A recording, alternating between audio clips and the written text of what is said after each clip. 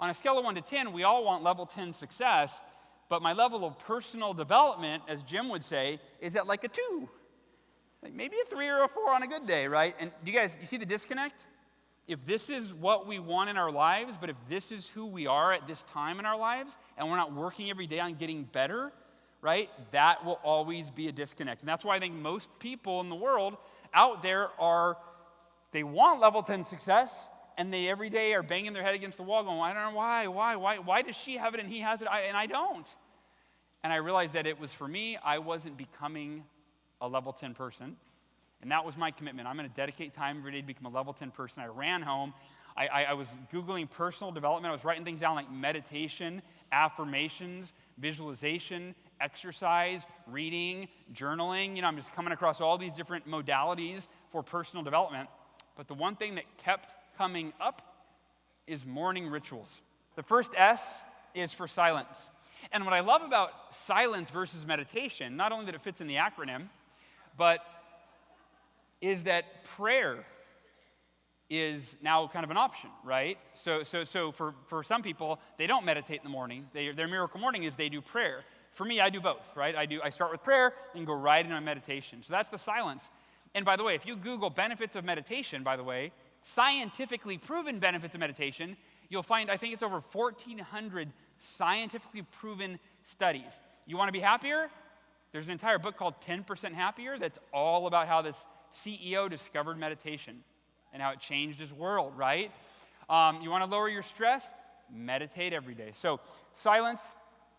The A is for affirmations. And not the way that Stuart Smalley did them. Remember SNL? So if you didn't watch Saturday Night Live back in the 90s, there was this character, Stuart Smalley. He looked in the mirror and he said, I'm good enough, I'm smart enough, and doggone it, people like me, right?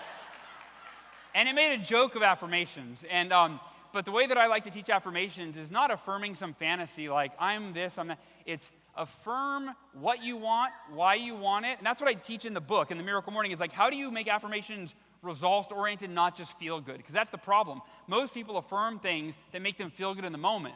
They're like, yeah, I tell myself I am a millionaire, right? It's the I am. I am a millionaire. I am a millionaire. I am a millionaire, right? And then you meet that person 3 years later, and you're like, how's it going? And they're like, oh, it's still going to happen, or I still believe it, or whatever. But they're just affirming something that makes them feel good, but they're not getting clarity on, well, what do they have to do to become that millionaire, right? Or I weigh blank pounds, and they look in the mirror and they don't weigh that, but they affirm it. So what happens is you trick your subconscious into thinking it's a reality, but if you don't affirm what you want followed by what you're committed to doing to achieve it, affirmations are next to not that, they only make you feel good in the moment, but here's what's actually, I've read a lot of studies on this. So science has shown that if you affirm an end result over and over again, you will trick your subconscious into thinking that it's as good as done. And you'll actually remove that drive you need to make it happen. Follow? If you say, I have already reached my goal, I am going to reach my goal, it's as good as done, your brain thinks you've already reached it. You're going, it tricks it. So the way that I really encourage you to do affirmations is, yes, affirm what you want, but more importantly, affirm why you want it. And most importantly, affirm what you're committed to doing today and every single day. When I first applied affirmations, it was a year that I wanted to double my sales and double my income. I hit Hall of Fame with Cutco, and I thought, I'm done. I'm moving on. And I went to the last sales conference just to say goodbye to all my colleagues, accept a couple awards from the year before, and I saw a couple of people that had sold double what I had sold before. They were the top of the top of the top. So it's amazing how number 6 in the company, number 1, I was number 6, they sold double what I sold. And so I saw them go on stage and get their awards, and I was getting ready to check out, and I went, I never did that. And I had this, in the pit of my stomach, this feeling of unfulfilled potential. I never did that, and I could. We all can. We all have unlimited what? Potential. And so I opened up my computer and I thought, I can't leave until I do it. And I wrote down, I'm committed to selling $200,000 this year, why I'm committed to it, and specifically, I will double my calls from last year so that I can double my sales this year, right? And that year ended exactly as I affirmed that it would, that moment and every day afterwards. So what happens is you're programming your subconscious to do the thing. Not just see what's possible, but to do the thing that will get you there. The V is for visualization, and I encourage the same thing. Don't just visualize the end result. Don't just make a vision board and stare at it when you walk by. And you don't even stare at it. How many of you made a vision board just like I have, and it becomes background noise, and you don't even see it anymore? Right? So visualize the end result, but visualize the action. So I would see myself going out the door every day to train for a marathon. When I did that, I would see not just the crossing of the finish line, which is all feels good, makes me feel good. I would see myself lacing up my running shoes and heading out the front door. The E is for exercise.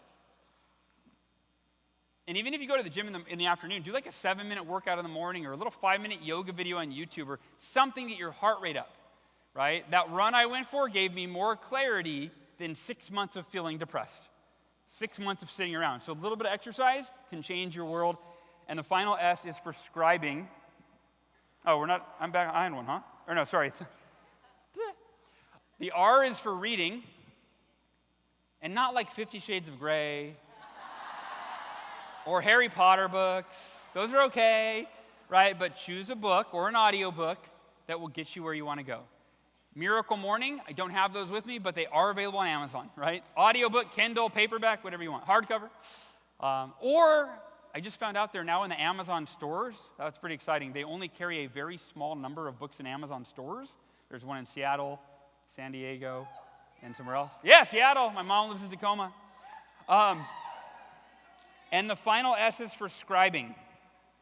And scribing is a fancy word, thanks to my brilliant wife in the thesaurus, for writing or journaling. And the power of when you put pen to paper, the level of clarity that you have to gain is elevated because right, thoughts bounce around really quickly. We think one thought, then we think another thought, then we think another. Our focus can go all over.